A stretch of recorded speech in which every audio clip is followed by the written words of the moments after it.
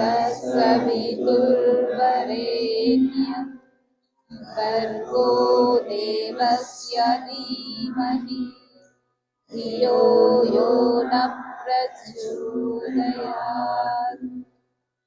रत्नाकराधौतप्रदा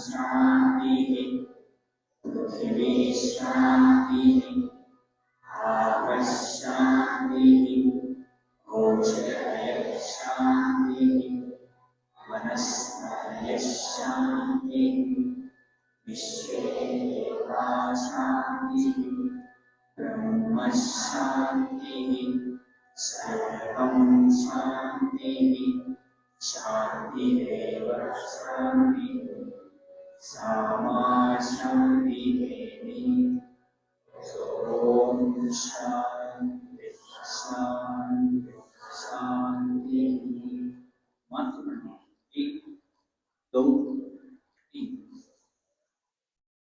So Om Dhanvantare Namaha.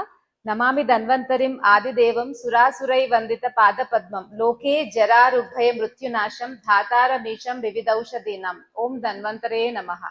So ఆయుర్వేదము అనేది వేదాల నుండి వచ్చినటువంటి సైన్స్. ఇప్పుడు మీరందరూ కూడా ఏదైతే మీకు జ్వరము జలుబు ఏదైనా హెల్త్ ప్రాబ్లం వస్తే ఏం టాబ్లెట్స్ వేసుకుంటారు? డోలో పారాస్టమాల్ అట్లాంటివి వేసుకుంటారు కదా. సో సంగీతానికి అండ్ సంగీతం నేర్చుకోవడం వల్ల మీకేమో అంటే ఏం బెనిఫిట్ వచ్చింది? తొందరగా నాకు ఇచ్చింది 5 minutes తొందరగా చెప్తే టీచర్స్ అయినా చెప్పొచ్చు, స్టూడెంట్స్ అయినా చెప్పొచ్చు. సంగీతం వల్ల ఏం బెనిఫిట్? ఫాస్ట్ గా మీరు సంగీతం నేర్చుకున్నారు కదా, మీకేం లాభం వచ్చింది? ఏదైనా అన్నం తింటే ఏమవుతుంది? ఆకలి తీరుతుంది, అంతేనా? బలంగా అవుతాం. సో సంగీతం నేర్చుకుంటే ఏమవుతుంది? తొందరగా నిలబడి చెప్పాలి, ఫాస్ట్. సంగీతం నేర్చుకుంటే ఏమొచ్చింది మీకు? మాటలు ట్విస్ట్ అవ్వకుండా పలకడం వస్తుంది, అంటే వాక్ శుద్ధి. నెక్స్ట్ ఇంకా పాటలు సరిగ్గా పాడొచ్చు, అది కూడా వాక్ శుద్ధి. ఇంకా తొందరగా గుడ్, మానసిక ప్రశాంతత. ఇంకా వచ్చిందా మీ అందరికీ మానసిక ప్రశాంతత? ఇంకా ఇన్ని రోజులు నేర్చుకున్నారు, ఒక 5 minutes చెప్పాలి అందరు ఫాస్ట్ గా. ఇన్ని రోజులు వీళ్ళ ఎఫర్ట్స్ ఇవన్నీ మీరు చెప్పే దాంట్లో ఉంటాయి. ఏం బెనిఫిట్ మీకు వచ్చింది? ఏం రాలేదా? ఏదైనా ప్రోగ్రామ్ ఉంటే పాటలు పాడొచ్చు అండ్ యాక్టివ్ మామూలుగా పార్టిసిపేట్ చేయొచ్చు. గుడ్. ఇంకా చెప్పాలి ఇంకొకరు. ఫింగర్స్ స్ట్రాంగ్ అవుతాయి. గుడ్. ఏమంటారు, శారీరక బలం పెంచుకోవచ్చు. ఇంకా ఇటు నుండి అమ్మాయిలు చెప్పాలి, ఎవరన్నా ఒకరు లేవండి. పాటల్లో స్వరాలు చెప్పండి. మీకేం రాలేదా? అమ్మాయిలకి ఏం బెనిఫిట్ రాలేదా? ఎవరన్నా ఒకరు, నేను చెప్తా. ఇంకా లాస్ట్ చాయిస్, ఎవరన్నా ఒకరు చెప్పండి. ఏకాగ్రత పెరుగుతుంది. గుడ్. ఓకే. సో ఆయుర్వేదం అనేది అష్టాంగాలతో కూడుకొని ఉంది. ఇది అధర్వణ వేదానికి ఉపవేదం. మనం చూసే ఏ జ్ఞానమైనా, ఇప్పుడు సంపాదించే ఏ నాలెడ్జ్ అయినా కూడా మనకి వేదాల నుండే వచ్చింది.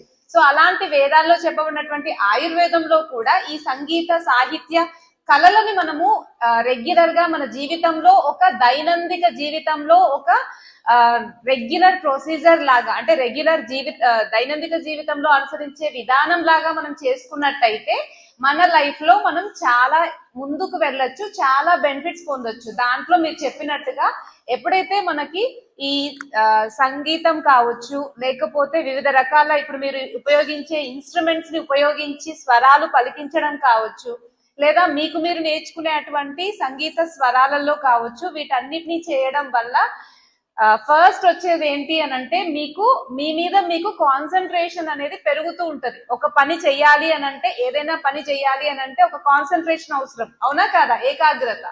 సో ఏకాగ్రత శక్తి అనేది పెరుగుతుంది ఫస్ట్. రెండవది మానసిక ఆనందం కలుగుతుంది. ఎందుకంటే ఇలాంటి సంగీతము, డ్రమ్స్ ఇవన్నీ వినడం వల్ల మన బ్రెయిన్ లో హ్యాపీ హార్మోన్స్ అని ఉంటాయి. ఇప్పుడు ఎవరైనా మిమ్మల్ని పొగిడితే ఏమవుతుంది? హ్యాపీగా అనిపిస్తుంది కదా, ఆనందంగా అనిపిస్తుంది. ఎందుకంటే సంతోషంగా ఉంచే హార్మోన్స్ రిలీజ్ అవుతాయి కాబట్టి.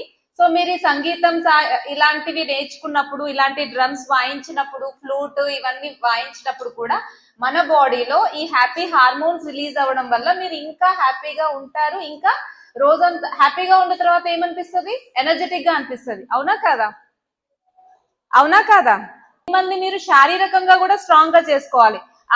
వాళ్ళు అన్నట్టుగా వేర్లు స్ట్రాంగ్ గా అవుతాయి. డ్రమ్స్ వాయించడం వల్ల మీకు మీరు శారీరకంగా కూడా స్ట్రాంగ్ గా ఉండగలుగుతారు. అండ్ ఫోర్త్ ఫ్లూట్ వాయించడం నేర్చుకున్నారా అందరూ?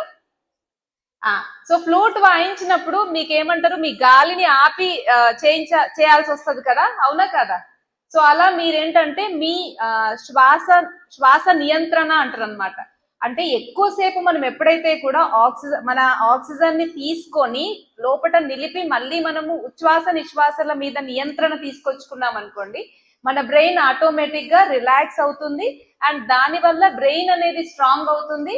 ఆ తర్వాత మీరు అన్ని రంగాల్లో కూడా ముందుకెళ్ళడానికి మీ బ్రెయిన్ స్ట్రాంగ్ గా ఉండడం కూడా అవసరం. ఏంటి? శంఖం. Okay okay.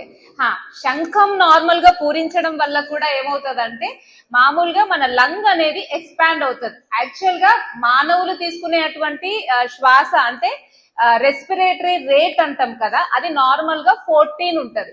ఎప్పుడైతే మనము చాలా స్లోగా ఆక్సిజన్ తీసుకొని స్లోగా వదులుతామో, అంటే 14 నుండి నిమిషంలో ఒక 7 to 8 టైమ్స్ మీరు తీసుకురాగలిగినట్టయితే ఆక్సిజన్ అనేది ఎక్కువసేపు లంగ్స్ లో ఉండడం వల్ల మీకు ఎక్కువసేపు ఆక్సిజన్ నిలుపుకోవడం వల్ల మీ బ్రెయిన్ అనేది స్ట్రాంగ్ అవుతుంది. ఎందుకంటే ఎక్కువ ఆక్సిజన్ మన అన్ని ఆర్గాన్స్ కి అందుతుంది. బ్రెయిన్ కి కావచ్చు, హార్ట్ కి కావచ్చు, లోపల ఉన్న బాడీ ఆర్గాన్స్ అన్నిటికీ కూడా ఎక్కువ ఆక్సిజన్ అందడం వల్ల అన్ని కూడా చాలా యాక్టివేట్ అవుతాయి. అందుకే ఈ శంఖం పూరించడం కావచ్చు, ఫ్లూట్ వాయించడం కావచ్చు, ఈ రెండిటిల్లో కూడా మీ రెస్పిరేషన్ అనేది చాలా తగ్గిపోతూ ఉంటది అండ్ మిమ్మల్ని మీరు చాలా యాక్టివ్ గా చేసుకోవచ్చు. మెయిన్ గా మీరు పర్ఫామ్ చేసే స్కూల్స్ లో మీరు చదివేటప్పుడు కూడా మీకు కాన్సన్ట్రేషన్ పవర్ పెరుగుతుంది అండ్ మీ బ్రెయిన్ చాలా ఏమంటారు చలాకీగా చురుగ్గా కూడా పనిచేస్తుంది.